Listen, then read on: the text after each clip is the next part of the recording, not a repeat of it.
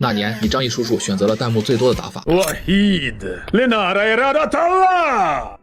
外交官张毅为救出被困的同胞，不得不和叛军赌命玩轮盘游戏。用过左轮手枪的人都知道，它有一个致命特点，那就是不会卡弹。每一次扣动扳机，第一轮中弹概率为16%，叛军没有半分犹豫，直接扣下扳机。扳机清脆的响声后，危险并未降临，叛军成功撑过了第一轮。第二轮中弹率上升至20%，轮到张毅持枪，巨大的心理压力扑面而来，他的双手止不住颤抖，心跳急剧加速。围在四周的叛军肆意哄笑，纷纷嘲讽他的怯懦。可为了解救同胞，张毅咬紧牙关扣动扳机。一旁的女同胞被眼前的场面吓得紧闭双眼，不敢直视这场生死博弈。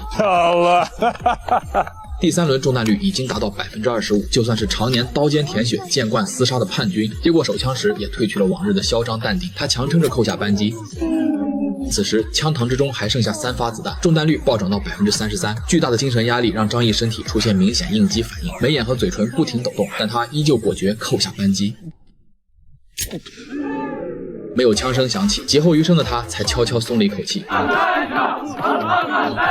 这时枪膛内仅剩2发子弹，中弹率来到恐怖的50%，真正来到生死对半的绝境。叛军首领不愿在手下面前失了颜面，强行压抑住内心的恐慌，扣动扳机。一声枪响过后，绝望瞬间笼罩张毅。因为最后一枪的中弹率是100%，一旦扣动扳机便是必死的结局。在场的同胞们尽数陷入绝望，极致的恐惧击溃了张毅，紧张的握不住枪，手枪直接掉落在地。强烈的生理恐惧让他忍不住干呕，浑身肌肉不停震颤，瘫倒在地，许久都无法起身。就在张毅做好赴死的准备，即将扣动扳机时，叛军却突然上前拦住了他。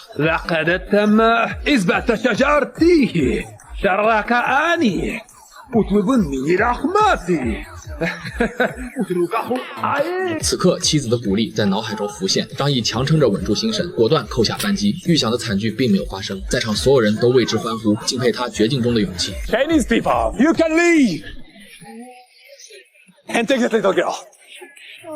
Takbir! Takbir! 可就在张毅转身的那一刻，心怀歹念的叛军首领偷偷换上子弹，举枪对准了他。